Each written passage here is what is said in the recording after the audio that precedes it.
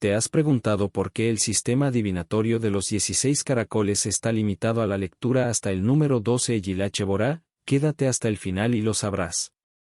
Comencemos.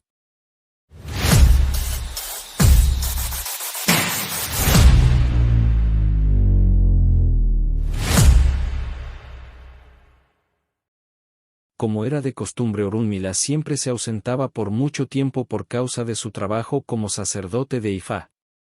Hubo un tiempo cuando el hambre atacó la localidad donde Orunmila residía. Los ríos se secaron, las hierbas ya no eran verdes, los animales y los pájaros morían de sed y la vida de la gente era demasiado incómoda. Cada uno visitaba la casa de Orunmila para averiguar qué se podía hacer, pero solo encontraron su ausencia. Al final se sentaron a esperar hasta que Orunmila regresara, por lo que su casa estaba llena de personas esperándolo. Era tanta la desesperación que Ochun regresó a su casa y cogió 16 de los cauris y los lanzó en nombre de Ifá.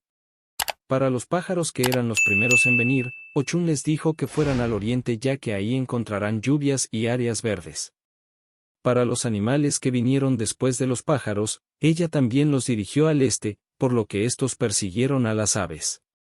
Cuando el ser humano oyó la prisa con la que ellos vinieron a consultarse con Ochun, ella también los consultó mandándolos hacia el este y estos se dirigieron allí. Apenas los seres humanos salieron de la casa de Orunmila, este último estaba llegando. Orunmila exigió una explicación de toda la conmoción y movimientos en masas que estaban ocurriendo. Le dijeron acerca de la adivinación que realizó Ochun para los pájaros, los animales y las personas.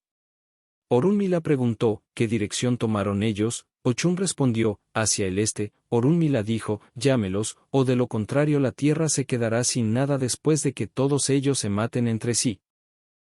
Fue entonces cuando Orunmila puso una maldición sobre el sistema de adivinación de Ochun diciendo que de allí en adelante su adivinación tendrá una exactitud del 90%. También le permitiré tomar prestado solo 12 de mis 16 Ogdus para su adivinación. Hasta aquí el video y gracias por verlo, espero que te haya sido útil.